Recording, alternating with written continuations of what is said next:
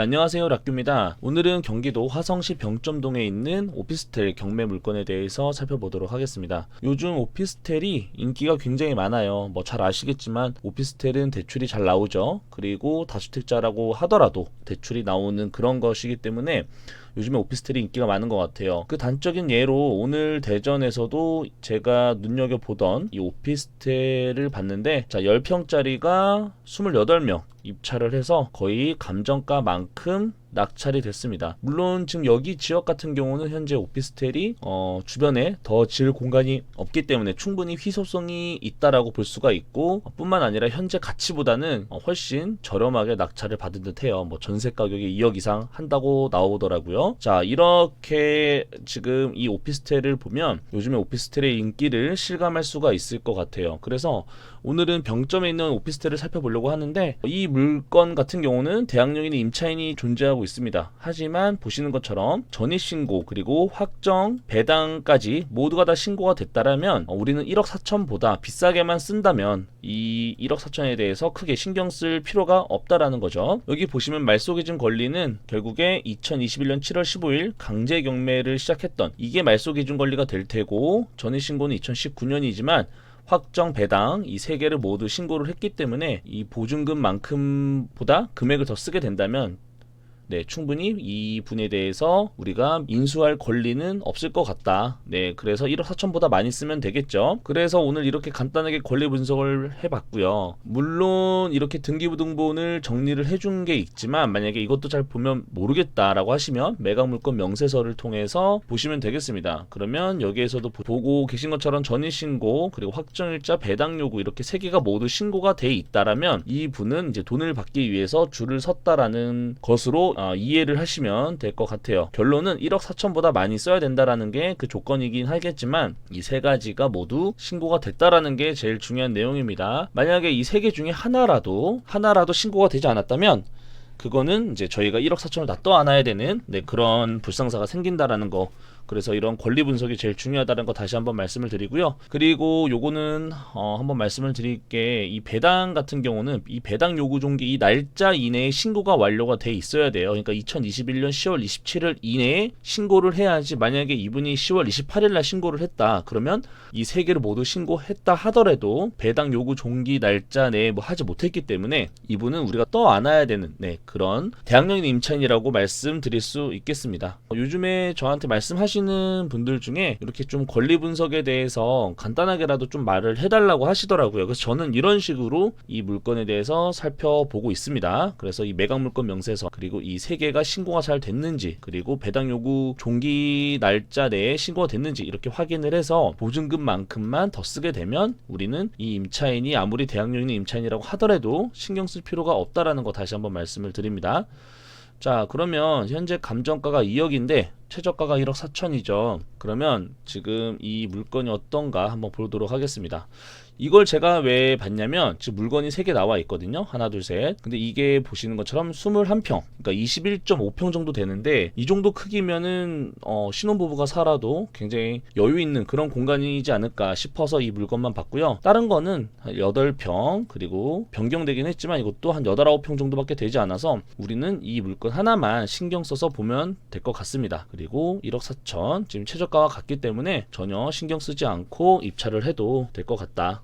그리고 이 사진을 한번 보면, 자, 전반적으로 건물을 보면 그렇게 오래된 건물 같진 않죠. 그리고 입구, 문도 보면은 굉장히 요즘 거예요. 새 거죠. 이 정도면 새 거라고 볼 수가 있고, 병점역 바로 앞에 있는 이 상업지역 안에 있는 오피스텔입니다. 주변 여건은 나쁘지 않을 것 같아요. 하지만 이 주변에는 또 오피스텔이 많이 있더라고요. 이 내부 구조는 지금 보시는 것처럼 이렇게 빨간색 구조 모양으로 되어 있는데 그렇게 예쁘진 않아요. 이 구조 모양은 예쁘진 않는데 이거를 그림판으로 한번 옮겨봤거든요. 자, 보시는 것처럼 방이 2개밖에 없는 것 같아요. 요렇게 하나가 있는 것 같고, 그리고 여기 하나가 있는 것 같아요. 요렇게. 그리고 나머지는 이게 거실 공간이지 않을까 싶은데요. 이렇게 거실 공간이 있는 것 같고요. 여기에 화장실이 하나 있습니다. 물론 내부는 이렇게 정확하게 나와 있지 않지만 보시는 것처럼 방이 뭐 여기 지도상에는 2개 정도가 있고 넓은 거실이 하나 있고 화장실이 하나 있는 뭐 그 정도라고 저는 보여집니다. 다시 돌아와서 이 겉으로 봤을 때도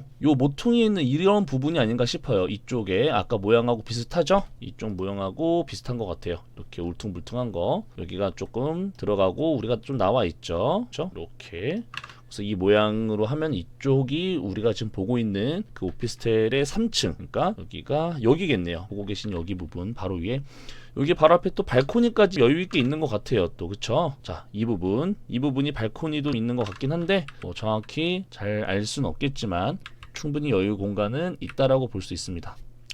근데 이 지도상으로 보면 왠지 있을 것 같긴 해요. 여기 부분이 바로 저 부분이 아닌가 싶은데 모양이 비슷하죠? 그쵸? 보시는 것처럼 이렇게 꺾여 들어가는 부분, 우리도 꺾여 들어가는 부분 모양이 좀 비슷한 걸로 봐서 앞에 발코니 부분도 있는 것 같습니다. 아, 이걸 테라스라고 하죠? 테라스. 그래서 302호고 주변에는 보시는 것처럼 이렇게 빌라가 또는 오피스텔이 모여 있는 그런 곳입니다. 엘리베이터가 있고 내부도 굉장히 깨끗한 걸 볼 수가 있고요. 자, 그래서 이렇게 사진을 한번 둘러봤습니다. 충분히 이 정도면 매력이 있죠.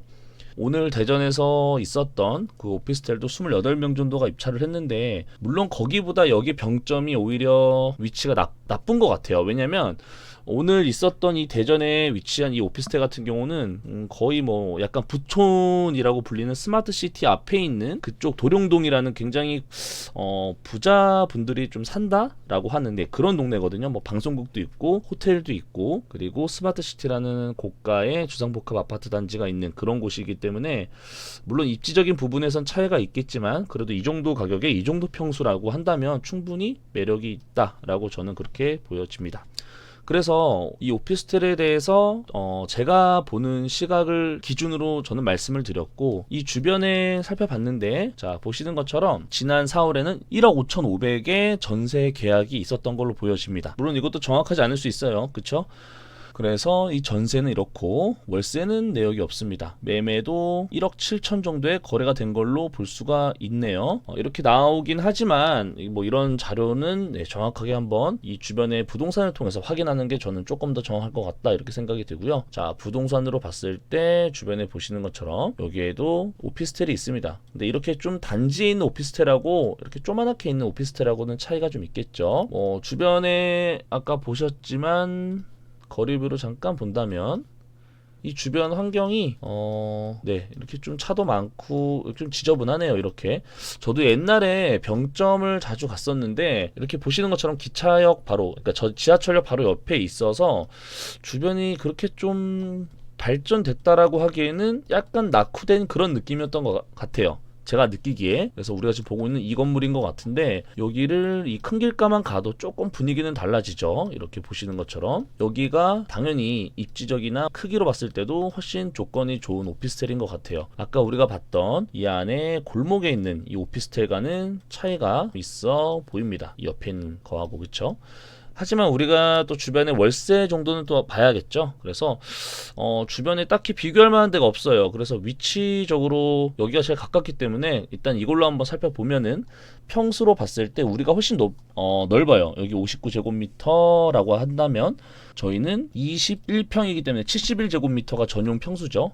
그래서 여기를 보면은 2,000에 95 정도를 받고 있다라고 볼 수가 있네요. 3,000에 100 정도도 받을 수 있고요. 우리도 뭐 한 1,000에 100만 원 정도로 세팅을 한다거나 한 1,000에 80 또는 1,000에 100만 원이나 2,000에 80 정도 이렇게 세팅을 해도 맞춰질 수 있을 것 같아요. 물론 여기 옆에 아파트 모양으로 되어 있는 이런 오피스텔보다 당연히 가격을 좀 싸게 해야겠죠. 여기가 2,000에 95면 우리는 뭐 1,000에 90 뭐 이런 식으로 맞춰서 한다면 충분히 월세도 받을 수 있을 것 같은데 뭐 이 주변에 지금 시세가 어떤지 정확하게 알 수가 없어요. 그쵸? 여기에서 보이는 것처럼 여기도 한번 볼게요. 여기 앞에 거도 보면은 3,500에 100, 4,000에 90, 12평짜리가 이 정도 받는 것 같아요. 2억 3천에 10. 그렇다면 우리도 한 1,000에 100이나 1,000에 90 정도는 받을 수 있지 않을까요? 우리가 훨씬 넓은데. 그쵸? 그래서 우리가 지금 보고 있는 이 주택 같은 경우는 한 1,000에 90만 원 정도를 생각을 해봐도 되지 않을까. 이 주변의 시세를 오피스텔을 봤을 때 주변보다 조금 싸게 한다고 했을 때 보면은 보증금을 낮추고